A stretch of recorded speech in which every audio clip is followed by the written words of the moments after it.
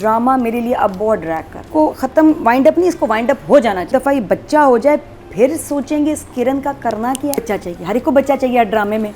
क्या मसला हमारी है? Coke for sale, Coke for sale क्या ये तो मुझे लाइन या वेरी गुड टैगलाइन। बच्चा मिल जाए, this could have been a business. नहीं कि उसके बेटे इसके बच्चे मतलब इसके यहाँ वो तो बाइडाइन वाली टेंशन तो है नहीं हैं, फिर कोक के पीछे पड़ गए हैं। एक दफ़ा किरण का बच्चा हो जाए फिर उसको देख लेंगे। ये तो प्लान ही नहीं था कभी इस फैमिली का। तो वो बस उनकी नियत ही है, फिरोज की नियत है ना। मतलब बच्चा लेके या तो शादी ना होने देते, मतलब अब उनको बच्चा चाहिए सिर्फ। ये कब हुआ? वो नहीं घर में आने ही दिया प्रेगनेंसी की वजह से। देखिए मुझे वो बच्चा लेके माँ को भेज देंगे। पहले तो भाई समझ आई थी शानी नहीं चाहते, मेड सेंस के जी ये उसका प्रीवियस मैरिज से बाप के पास होना चाहिए। अब इस बच्चे के बाद माँ को निकालने का इनका क्यों प्लान है भाई?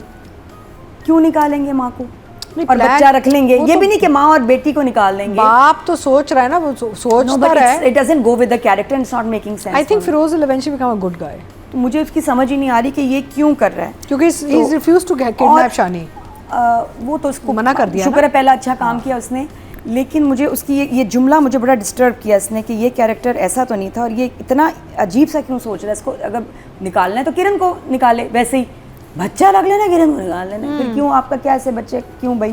क्योंकि वो आपकी बेगम जो बीमार है वो खेल लेंगी 4 दिन उससे। कुछ ऐसा प्लान है तो अजीब सा प्लान है। आई थिंक ये जुमला पता नहीं ये बाकी जो बातें थी ना वो बड़ा डिफरेंट हो गया कैरेक्टर उनका। अब मुझे लगता है कि ये बड़े इंटरेस्टिंग कैरेक्टर था शमून का कि वो पॉजिटिव की तरफ चले गए हैं। जब वो खुद कहते हैं कि तुम्हारा पोता आने वाला है, तुम गोद में वो करोगी, अब वो और उसको भी साफ साफ मना कर देता है कि मैं अगवा में तुम्हारे बेटे की हेल्प नहीं करूंगा। तो इसका निकालेगा वो ये कब हुआ? उसने निकालने की बात नहीं की, मनी ग्रैबर ना, उसने कहा कि मैं देखूंगा इसको करना क्या आगे। नहीं स्टिल दैट मींस कि ही डजंट वांट किरण। नहीं ये फिरोज को बोलता है वो। हाँ नहीं ये किसको बोलता है? शर्मीन। नहीं शर्मीन को बोलता है कि उसके बाद वो आपस में किसका करना कर क्या। रहे तो हैं। वो मुझे थोड़ा सा लगा कि कैरेक्टर किस तरफ जा रहा है। ये तो अजीब सी बात है बच्चा रखना। अच्छा मुझे बहुत पॉजिटिव लग रहा है इस सीन के अलावा जो वो फिरोज के साथ जो उनका था सारा, उसमें तो वो कहता है कि अब नहीं, अब मैं नहीं करूंगा। ऐसे डायनामिक्स बड़े मजे के हैं ना। अभी आगे देखते हैं ना थोड़ा सा अपने बेटे से बस उसको वो डर लगा हुआ है थोड़ा कि उसकी वजह से शायद किडनैपिंग चीज़ों का उसमें नहीं आया जो घर में इतनी टेंशन हुई है। लेकिन कोई अच्छा कैरेक्टर नहीं है वो, कोई बहुत पॉजिटिव आदमी नहीं है। अब हुआ है जब वो लैला जुबैरी को भी, लैला वासी को भी गले लगाता है, वो खुद भी रोता है। किरण के लिए पॉजिटिव नहीं है वो किरण के लिए स्टिल उसको कोई प्यार नहीं है उससे। ही स्टिल थिंक्स कि she is not part of this family. इसकी वजह से उसने शर्मीन को कहा बुलाया भी है कि थोड़ा सा ज़रा उसको वो अनकंफर्टेबल करे, तो और बहन के लिए भी आए। बहरहाल तो ड्रामा अपनी अपील खो चुका है। शुरू में कुछ पार्ट्स बड़े इंटरेस्टिंग थे, बीच में भी, अब it's not interesting any more. तो ये एक्चुअली अगर लास्ट एपिसोड सेकंड लास्ट में हम होते तो हम बेहतर जगह खड़े होते, लेकिन अभी आगे इतने सारे मुहाज खुले हैं, वो कब पैकअप होंगे तो वो भी समझ नहीं आ रही। तो जो थोड़ा सा इसमें फ्रेशनेस है वो मामू और शर्मीन के ट्रैक की वजह से थोड़ी सी फ्रेशनेस उसमें आई है। लेकिन आई वंडर जब उसको पता चलेगा कि उनका मामू है तो क्या सिचुएशन होगी। सैफ जो है पता चला कि बहुत अमीर आदमी है, इस दफ़ा मिस्टर फिरोज से भी अमीर आदमी है। वो मेरे लिए हजम नहीं हो रहा था, ये इतना अमीर है, इतना अमीर है, इतना अमीर है। एक तो वो अपने हुलिये से नहीं लगता, he is looking very shabby, बहुत बुरी ड्रेसिंग है उसकी, लुक बहुत बुरी है, वो कहीं से अमीर नहीं लग रहा। तो वो मेरे लिए भी, और उसने सर बोला, फिरोज ने सैफ को सर बोला इस दफ़ा, फिरोज साहब ने कॉल्ड सैफ सर। ये कब से सर हो गए? इनका आपस में डीलिंग थी। शमून अब्बासी ने सर बोला है। जी हाँ सैफ को सर, तो वो भी मुझे थोड़ा सा ऑफ लगा कि कहा आई एम सॉरी सर, इस तरह करके मैं बात की, आई एम सॉरी सर। इतनी रिस्पेक्ट, और थोड़ा सा मुझे लगा कि जैसे सैफ का काफ़ी अपर हैंड है इसके ऊपर। तो अगर 70% शेयर खरीद सकते हैं उसका मतलब पैसा है। वही तो लगता नहीं था, कब आया इतना पैसे वाला है। ओह आपने कराची के रिच लोग नहीं देखे कुछ ज़्यादा। लेकिन Feroz already is very rich. देखिए आप उसका लाइफस्टाइल चीज़ें देखिए, Feroz looks like always appeared अपने रहन सहन घर के उससे कि वो ज़्यादा पैसे वाला एकदम। एक तो मैं असल नाम भी फिरोज है, आप है ना, सॉरी वेरी शमून मुझे नहीं लगता था कि यार, मुझे आई ऑलवेज थॉट, जो लग रहा था कि वो, और लग भी रहा है बल्कि वो ज़्यादा घर पैसे वाला है, हाँ। पैसे वाला है। सैफ के पास इतने पैसे कहाँ से आ गए कि वो चलो इन्वेस्ट किसी प्रोजेक्ट में कर लिया, लेकिन उससे ज़्यादा पैसा है जो मुझे अजीब लग रहा है। खैर थोड़ा सा मुझे उसमें लगा ऑफ कि यार ये इतना इसके पास पैसा कहाँ से आ गया। और बाकी जो ट्रैक सैफ का इज़ रेपुटेशन रिपीटिंग। मोमिना और उसकी जो बीवी के लाइंस सेम, तीनों बैठते हैं, एक लाइंस होती हैं, सीन पे गुजर जाता है, फिर वो तीनों आते हैं, अस्मा जी, सैफ, क्या नाम उनका, मोमिना, मोमना इकबाल। मोमना, एक जैसी लाइंस, कॉपी पेस्ट, लगता है कॉपी पेस्ट, वही सीन, कुछ नहीं आगे बढ़ ही मेरा वो बड़ा अच्छा ट्रैक था, वो फ्रीज हो गया, बिल्कुल फ्रीज होके रह गया। तो वो सॉरी बट मैं इसको इतना एंजॉय अभी इस वक्त कर नहीं रही ड्रामे को। Okay, बड़ा क्या? प्रॉमिसिंग ड्रामा था, उठता है फिर नीचे चला जाता है, फिर उठता है फिर ऐसे आ जाता है। अच्छा बड़ा प्रोजेक्ट बनेगा, लोगों को भी पसंद आया।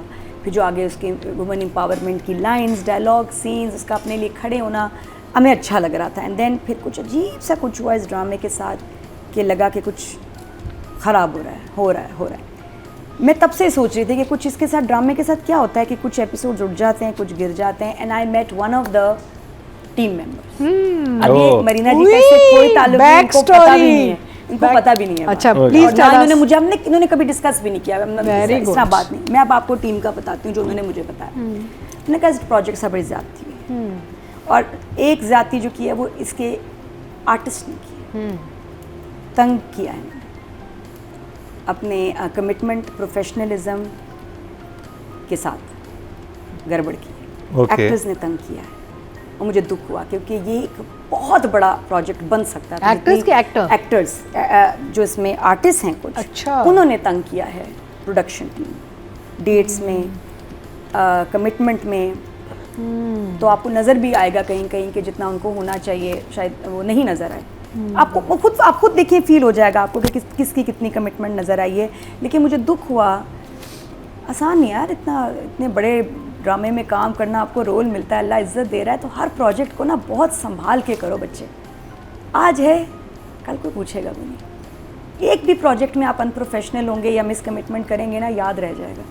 फिर जब आप काम और करना छोटी सी चाहें- इंडस्ट्री है और हाँ फिर जी। सबको सब तक बात पहुंच जाती है। जी, आपने अगर डायरेक्टर को रुलाया है, प्रोड्यूसर को रुलाया है, वो याद रखेंगे, वो नेक्स्ट टाइम कहेंगे। और प्रोडक्शन, और पता है फैलता है इंडस्ट्री में और फैले हैं इनके नाम यार, क्योंकि बड़ा- वही है बड़ा एक्टर तंग कल किसी किया और प्रोडक्शन हाउस में काम वो कर रहे कहते होते हैं, हैं, और वो जो जी, डीओपी होता है किसी और प्रोडक्शन हाउस में होता है, सारी बातें ट्रैवल करती हैं। और उनका आपको कहीं कहीं अब आपको किसी का काम भी लगेगा बड़ी बेदिली से हो रहा है यार, जैसे जान छुड़ाने वाली बात। तो जब एक्टर्स ऐसा करते हैं मुझे दुख होता है, कितना सब सफ़र करते हैं, director, producer, channel, production house, सब सफ़र करते हैं। तो ये डिलेमा है, अफसोस की बात, और ये इस प्रोजेक्ट के साथ हुआ है। और शायद कुछ प्रोडक्शन हाउस के भी कुछ मसाइल थे, तो एक बहुत कमाल चीज़ बन सकती थी। कुछ लोगों की शदीद मेहनत है इसमें और कुछ लोगों ने इस ड्रामे को ख़राब किया है। तो मुझे इसलिए दुख है कि ये ड्रामा नहीं ख़राब होना चाहिए था। It had the potential, but because के कुछ लोगों की जब अपना 100% नहीं देते ना, तो प्रोजेक्ट ख़राब होता है। ये कहानी है दस्तक, ये हुआ इस ड्रामे के साथ। तो but still for the effort यहाँ तक चल गया और हमने इतना देख लिया, ये बड़ी बात है। तो आई will give the director Marina Khan and writer an 8 for the patience, resilience, And writer calmness, and still completing the project. Yes, and clap also. और 3-4 दफ़ा में स्पेसिफिक लिखा है खातून। इट्स इंटरेस्टिंग, अच्छा ट्रैक है, मज़े का है। Let's see where it goes. अभी तो उनको एक बहुत बड़ा शौक लगेगा। I will give them both a 7। और 2-3 चीज़ें जो डायरेक्शन मुझे याद आई मेरे क्योंकि मेरा देखें मेरे से भी गलती कोताही हो सकती है, फर्स्ट टाइम रिव्यू कर रहा हूँ, कि मुझे वो बड़ा इंटरेस्टिंग लगा जो एक सीन आता है जिसमें ओहो हो एक चीज़ तो रह गई। क्या वो तो दीका जी को देख के मुझे याद आया। क्या मैं तुम्हें अच्छा जी, जल्दी से रेडी हो जाए थोड़ा सा। शेर देख के? हाँ, शेर का? आपने जो मेरे श्रीलंका जाने के बाद जो पूरे सोशल मीडिया को आपने बहुत तबाही मचाई हुई थी, जो हेरी टेस्ट चल रहा था। अच्छा, अब वो हुआ ये कि मैं तो अच्छा मैं वहाँ हूँ और अच्छा जब हमने रिव्यू किया इस चीज़ को तो 2-3 बातें करने वाली बड़ी इंटरेस्टिंग इस पे, और बड़े मज़े की डिबेट स्टार्ट हो सकती है इस पर।